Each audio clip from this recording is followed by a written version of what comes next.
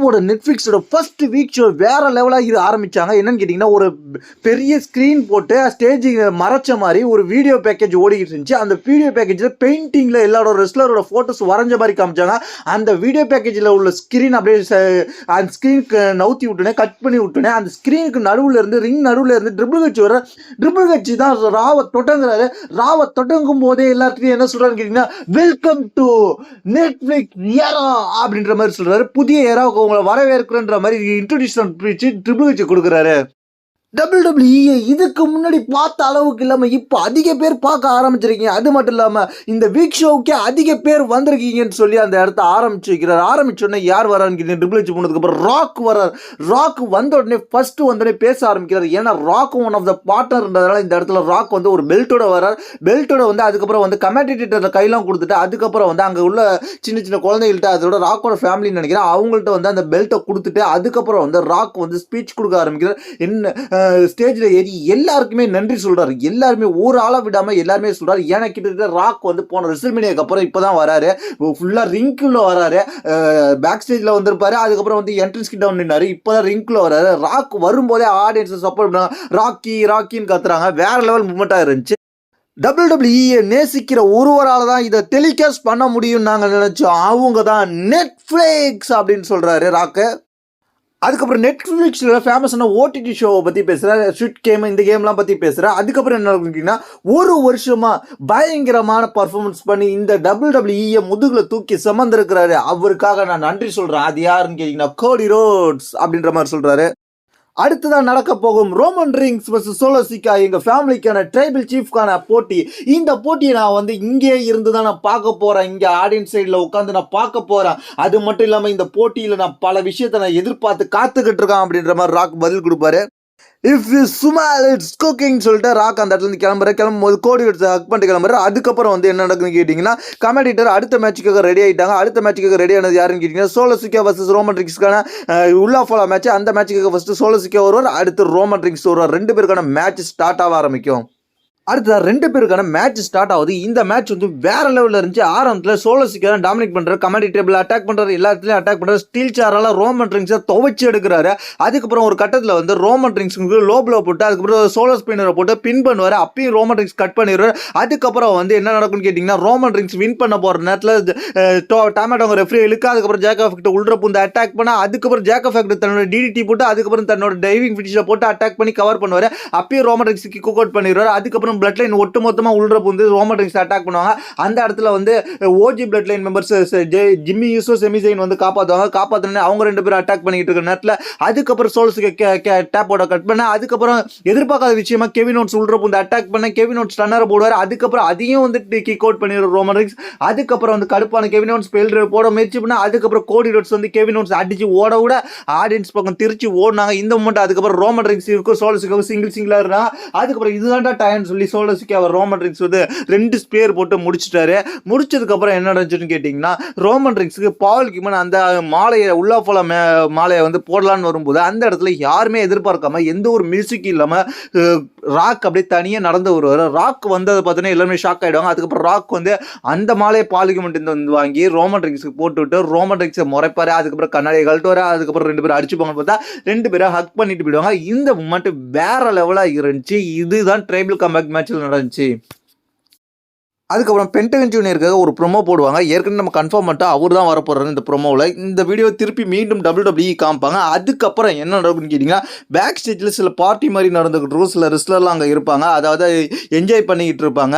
அதுக்கப்புறம் வந்து அந்த இடத்துல வந்து கேரளா இருப்பார், அஸ்டின் தேரி இருப்பார். அதுக்கப்புறம் வந்து கிரேசன் வாலர் இருப்பாங்க. நிறைய ரெஸ்லர் இருப்பாங்க. அதுக்கப்புறம் வந்து ரேமஸ் ஸ்டுடியோ காமிப்பாங்க. அதுக்கப்புறம் ரேமஸ் ஸ்டுடியோ வந்து ஆடியன்ஸ் சைடில் உட்காந்துருப்பாரு. ஆடியன்ஸ் சைடில் ஒரு சில ரெஸ்லர் இருப்பாங்க. அதுக்கப்புறம் ஜான் சீனா ரிட்டன் கொடுப்பாரு. அந்த ஜான் சீனா ஆடியன்ஸ்ல கதற விடுவாங்க. உண்மையில் ஜான்ஸ்னா அதான் ஒன்று போட்டிருப்பாரு, the last time is now. இங்கே நான் கடைசி டைமா வந்திருக்கேன் அப்படின்னு சொல்லி அந்த டிஷர்ட்ல எழுதியிருக்கோம். அந்த டிஷர்ட்ல வருவார். வந்தோடனே ஜான்ஸ்னா பேச ஆரம்பிப்பாரு. நான் ரெசில்மேனியாவில் யார் கூட மோத போறேன் அப்படின்றது பல விஷயத்தை பத்தி பேசுறேன். அந்த ரெசில்மேனியாவில் நான் யார் கூட மோத போறேன் அப்படின்ற மாதிரி ஒவ்வொரு ஆளாக சொல்லுவேன். ட்ரீம் மேக்கர் ஆடியன்ஸ் மூவ் பண்ணுவாங்க. சிஎம் பங்க், அதுக்கப்புறம் வந்து கந்தர், அதுக்கப்புறம் கோடி ரோட்ஸ் இவங்க கூடலாம் நான் மோத போகிறேன்னான்ற எதிர்பார்ப்பு இருந்துகிட்டு இருக்கு. நான் ஒரு விஷயம் சொல்லணும், நான் இங்கே வந்து உங்கள்கிட்ட ஒன்று மறைக்க விரும்பலை. நான் 17 டைம் சாம்பியன் ஆக முடியாது ஏன் அப்படின்னு சொல்கிறேன்னு கேட்டிங்கன்னா, உங்களை நான் ஏமாற்ற விரும்பலை. அதுக்காக தான் நான் இங்கே வந்து இந்த விஷயத்த சொல்லிக்கிட்டு இருக்கேன் அப்படின்ற மாதிரி பேசுவார். பேசிட்டு அதுக்கப்புறம் என்ன நடக்கும்னு கேட்டிங்கன்னா, ஆனால் வந்து இதில் ஏதாவது நான் சில விஷயத்த சொல்லக்கூடாதுன்னு சொல்லிக்கிட்டு இருக்கிறேன். இருந்தாலும் நான் உங்களுக்கு சொல்கிறேன், நான் உங்களை ஏமாற்ற விரும்பல. 17 சாம்பியன் ஆக மாட்டேன். ஆனால் ஒரு மேஜிக்கல் மூமெண்ட் நடந்தால் கண்டிப்பாக அது நடக்க வாய்ப்பு இருக்குது. அந்த மேஜிக்கல் மூமெண்ட் என்னன்னு கேட்டிங்கன்னா, மணி இன் த பேங்க் வின் பண்ணணும், இல்லை ராயல் ரம்பிள் வின் பண்ணணும், இல்லை எலிமினேஷன் சாம்பியன் வின் பண்ணணும். இதெல்லாம் வின் பண்ணால் தான் நான் சாம்பியனாக ஆக முடியும், சாம்பியனுக்கு மோத முடியும். அதனால் நான் என்ன முடிவு எடுத்துருக்கேன்னு கேட்டிங்கன்னா, நான் அடுத்த வருஷம் ராயல் ரம்பிள் இருப்பேனா இருக்க மாட்டேன்னு தெரியாது, அடுத்த வருஷம் ராயல் ரம்பிள் நடக்குமா தெரியாது. ஆனால் வந்து நான் இந்த வருஷம் ராயல் ரம்பிளில் நான் தான் வின் பண்ண போகிறேன். ராயல் ரம்பிளில் வின் பண்ணி உங்களுக்காக ரெஸ்ல்மேனியா சாம்பியன்ஷிப்புக்கு மேட்சுக்கு மோத போகிறேன். ஐ ஆம் த ராயல் ரம்பிள் வின்னர் அப்படின்ற மாதிரி ஜான்சனை தெரிக்க விடும் மாதிரி ஒரு ஸ்பீச் கொடுப்பாரு. அதுக்கப்புறம் உமன்ஸ் வேர்ல்டு சாம்பியன்ஷிப் மேட்சுக்காக லிவ் மோர்கன் வருவாங்க. லிவ் மோர்கன் வந்ததுக்கப்புறம் அங்கே சைடில் ஆடியன்ஸ் சைடில் வந்து நிறைய ரெஸ்லர் வந்திருப்பாங்க. அது யாருன்னு கேட்டிங்கன்னா, women's tag team championship Naomi Bianca Belair வந்திருப்பாங்க. அதுக்கப்புறம் எக்ஸ்பேக் வந்திருப்பாரு. அதுக்கப்புறம் வந்து இன்டர்நேஷனல் சூப்பர் ஸ்டார் யாருன்னு கேட்டிங்கன்னா, நம்ம ஷின்சி நாகமுரா வந்திருப்பாரு. எல்லாருமே அந்த இடத்துல வந்திருப்பாங்க. அதுக்கப்புறம் இதெல்லாம் பயங்கரமான மூமெண்ட்டாக இருந்துச்சு.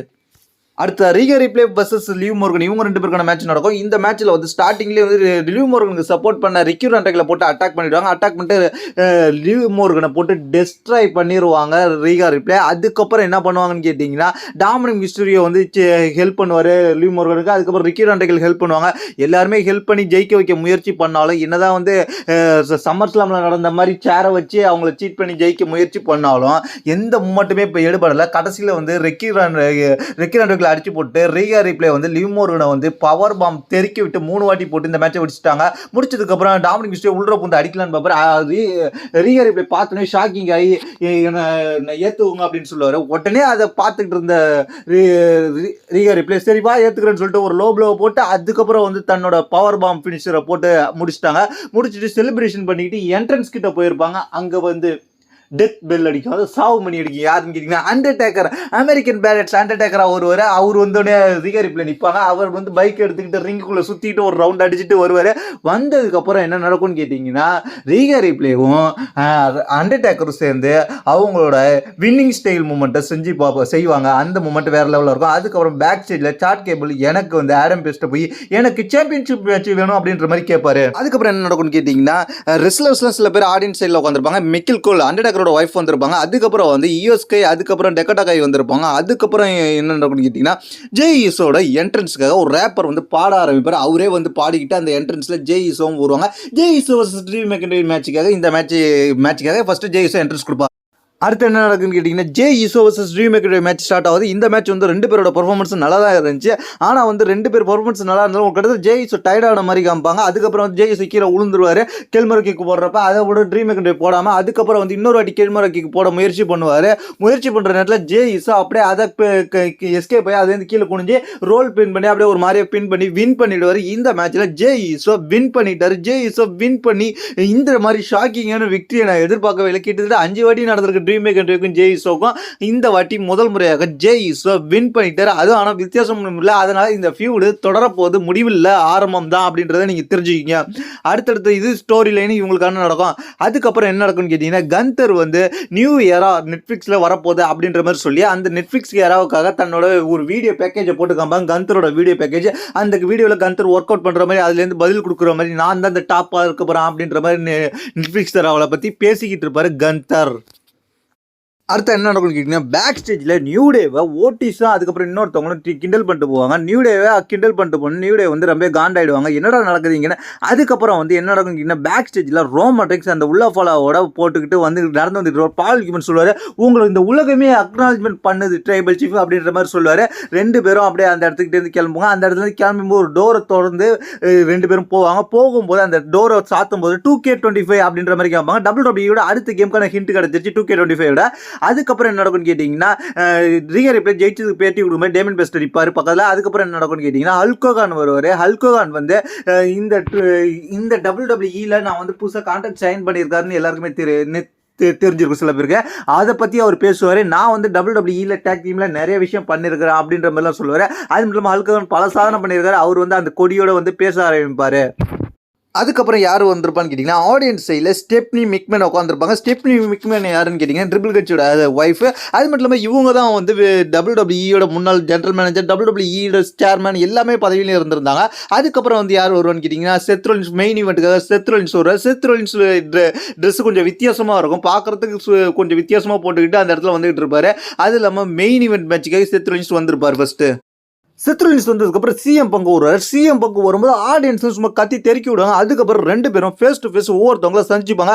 இந்த மேட்ச் அங்கேயே ஸ்டார்ட் ஆக ஆரம்பிக்கும். ரெண்டு பேரும் சந்திச்சதுக்கப்புறம் என்ன நடக்கும்னு கேட்டிங்கன்னா அதுக்கப்புறம் ரெண்டு பேரும் அடிச்சிக்க ஆரம்பிப்பாங்க. ரெண்டு பேருமே அடிச்சிக்க ஆரம்பிச்சு ஸ்டார்டிங்கில் வந்து சிஎம் பங்கோட கை கொஞ்சம் டவுனாக இருந்தாலும் அதுக்கப்புறம் மீண்டும் சிஎம் பங்கோட கை ஓங்குனுச்சு.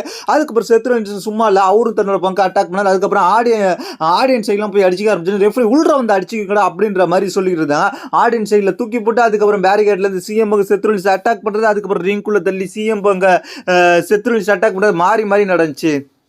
அதுக்கப்புறம் டாப் ரோப்லேருந்து நெக் பிரேக்கரை கனெக்ட் பண்ணி விட்டுருவாரு சிஎம் பங்கு செத் ரோலின்ஸ்க்கு. அதுக்கப்புறம் என்ன நடக்கும்னு கேட்டிங்கன்னா செத் ரோலின்ஸ்க்கு சிஎம் பங்கு 2 ஹை நீ வைப்பாரு.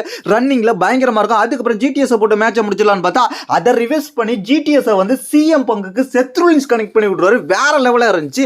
அதுக்கப்புறம் வெளில போய் கிடப்பாரு சிஎம் பங்கு. அதுக்கப்புறம் உள்ள வந்தோடனே சிஎம் பங்கு என்ன பண்ணுவாருன்னு கேட்டிங்கன்னா செத் ரோலின்ஸ்க்கு சிஎம் ஃபினிஷர் சிஎம் பங்கு போடுவார். ஸ்டாம்பு பயங்கரமாக இருந்துச்சு. அதுக்கப்புறம் திரும்பி ஜிடிஎஸை வந்து சிஎம் பங்கு செத் ரோலின்ஸ் கனெக்ட் பண்ணுவார். அப்பயும் கிக் அவுட் பண்ணிடுவார். அதுக்கப்புறம் வெளில கமெண்ட்ரி டேபிள்ல வச்சு சிஎம் பங்கு கதை முடிக்கணும்னு சொல்லி செத் ரோலின்ஸ் ஒரு பிடிகிரி போடுவார். அதுக்கப்புறம் ரிங்குள்ள ஒரு பிடிகிரி போடுவார். அப்பயும் கிக் அவுட் பண்ணிடுவார். அதுக்கப்புறம் தன்னோட ஃபினிஷர்ல முடிக்கலாம், அதாவது நக்கல் பவர் பாம் போட்டு அதுக்கப்புறம் வந்து ஸ்டாம்ப் போடுவார். அப்பயும் கிக் அவுட் பண்ணிடுவார் சிஎம் பங்கு. அதுக்கப்புறம் என்ன கிக் அவுட் பண்ண மாட்டார், இந்த வாட்டி ரோப்ல காலை வச்சிருவாரு. அதுக்கப்புறம் என்ன நடக்கும்னு கேட்டீங்கன்னா கடைசியா வந்து சிஎம் பங்கு வந்து செத் ரோலின்ஸ்க்கு 2 ஜிடிஎஸ் போட்டு அதுக்கப்புறம் செத் ரோலின்ஸ்க்கு பிளட் வர வச்சு இந்த மேட்சை முடிச்சிருவாரு. இதுதான் இந்த வாரம் ராவல் நடந்துச்சு. இதை பத்தி உங்களோட கருத்து என்னது கீழே கமெண்ட்ஸ் பண்ணுங்க. Thanks for watching.